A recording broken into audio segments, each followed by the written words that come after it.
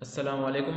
My name is Fatim Shehzad. In previous lectures, we have discussed specific heat at constant pressure and volume, and also relate their properties of specific heat with respect to pressure and volume.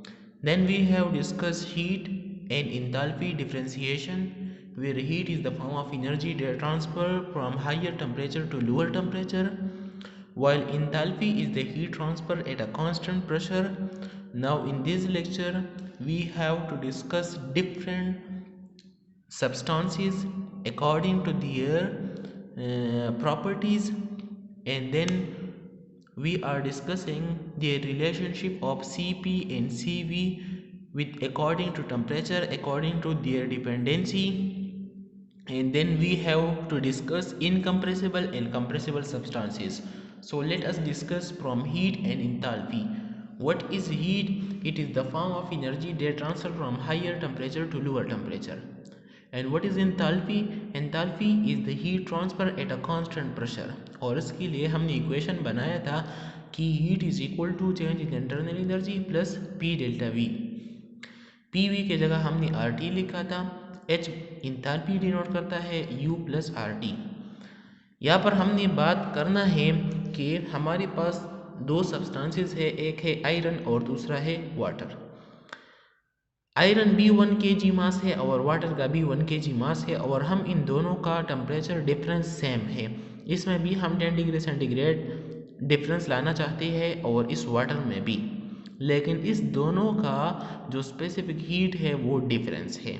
तो इसी तरह हम कह सकते हैं कि different substances के लिए हमारे पास डिफरेंट एनर्जी स्टोरेज कैपेबिलिटीज़ होती है. मतलब ये है कि अगर वाटर का 1 kg मास है तो इसका जो एनर्जी लेवल है या एनर्जी कैपेबिलिटी है वो अलग होगा किसी दूसरी सब्सटेंस से. आयरन का 1 kg मास वाला आयरन, उसका जो एनर्जी कैपेबिलिटी है या एनर्जी स्टोरेज कैपेबिलिटीज़ है वो अलग होगा किसी दूसरी सब्सटेंस से. तो इसी वजह से उसका जो स्पेसिफिक हीट है वो भी डिफरेंट होगा.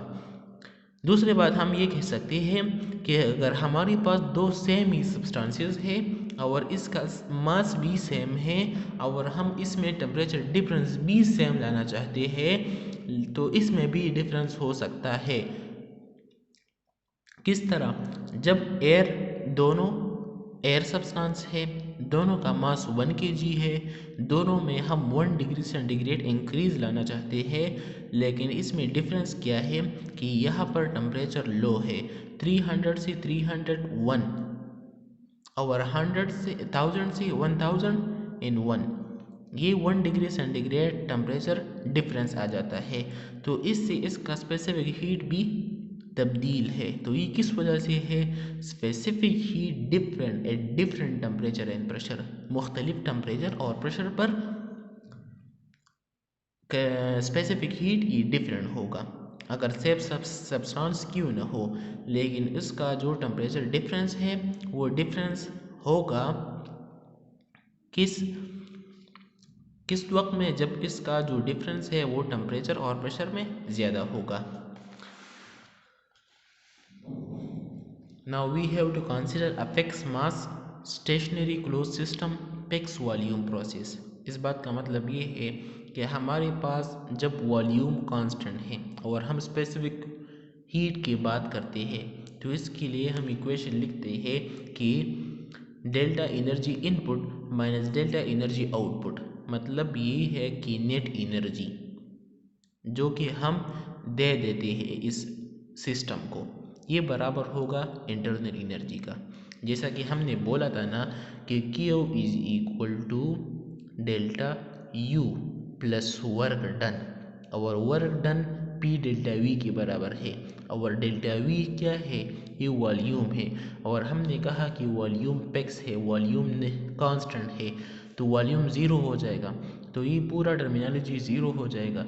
तो हमारे पास जब वॉल्यूम कांस्टेंट होगा तो Q बराबर होगा डेल्टा U के. नाउ ये है delta U, change in U, और हीट को हमने डिफरेंशियल फॉर्म में लिखा है इन एग्जैक्ट डिफरेंशियल में कि energy input minus energy output, net energy transfer to the system, ये हीट है, energy transfer to the system है या energy input to the system है। एग्जाम्पल में इस तरह होगा कि हमारे पास एक सिस्टम है जिसका वॉल्यूम पैक्स है और हम इसको हीट दे रहे हैं, तो इस हीट देने की वजह से इसका इंटरनल एनर्जी में चेंज आएगा। इस हीट का टोटल एनर्जी ये कन्वर्ट होगा इसकी इंटरनल एनर्जी चेंज होने में। तो इसी तरह हम equation specific heat at constant volume के लिए लिखते हैं कि delta Q divided by M delta T. M को हम 1 kg ले लेते हैं, तो ये क्या बन जाएगा CV into delta T is equal to Q. ये डेल्टा टी इस तरफ आ जाएगा तो ये बन जाएगा CV into delta T is equal to delta Q. ये इस डेफिनेशन से हमें मालूम हो गया। नाउ इक्वेशन 1 बिकम, इक्वेशन 1 किस तरह हो जाएगा, डेल्टा क्यू यहाँ पर इसका मतलब बी डेल्टा क्यू है, जैसा कि मैंने आपको बता दिया कि delta Q is equal to delta U. तो इस डेल्टा क्यू की जगह हम क्या लिख लेते हैं, CV डेल्टा टी। तो ये बन जाएगा कि CV delta T is equal to DU। यहाँ पर बी डेल्टा टी था तो वो डेल्टा टी उन्होंने नीचे लगाया हुआ है, तो ये बन जाएगा CV is equal to delta U divided by delta T. अब आपको मैं ये समझाना चाहता हूँ कि ये CV is equal to DU divided by DT ये किस तरह आ गया। तो मैंने आपको पूरा प्रोसेस बता दिया कि ये इसी ही इक्वेशन से ये डिराइव हुआ है। Now CV is equal to, ये एन एग्जैक्ट डिफरेंशियल है, इसको हम डेल्टा कहते हैं, delta U divided by delta T। This is change in internal energy with temperature at constant volume. जब वॉल्यूम कांस्टेंट होगा और हम चेंज इन इंटरनल एनर्जी के बारे में बात करते हैं विद टेम्परेचर, तो ये इस तरह डिनोट होगा। नाउ फॉर CP की वैल्यू के लिए हम ये इक्वेशन किस तरह लिख सकते हैं, तो CP के लिए हमने कहा है कि CP ये डिपेंड करता है इंथैल्पी पर, Q बराबर है U प्लस PV, क्योंकि जब एक कांस्टेंट प्रेशर है तो प्रेशर के लिए फिर इक्वेशन ये बनता है। तो ये बन जाएगा कि Q is equal to U plus P delta V, और Q बराबर है इंथैल्पी का, क्योंकि U plus P delta V बराबर है इंथैल्पी का, तो Q H के बराबर हो जाएगा। तो यहाँ पर हम Q की जगह U लिखते हैं और Q की जगह कांस्टेंट वॉल्यूम में हमने क्या लिखा था, हमने कांस्टेंट वॉल्यूम में इंटरनल एनर्जी U लिखा था। Q की जगह कांस्टेंट वॉल्यूम में हमने U लिखा था और Q की जगह CP में या कांस्टेंट प्रेशर में हम H लिखते हैं। तो ये बन जाएगा CP is equal to delta H divided by delta T। This is the change in enthalpy with temperature at constant pressure. Thank you.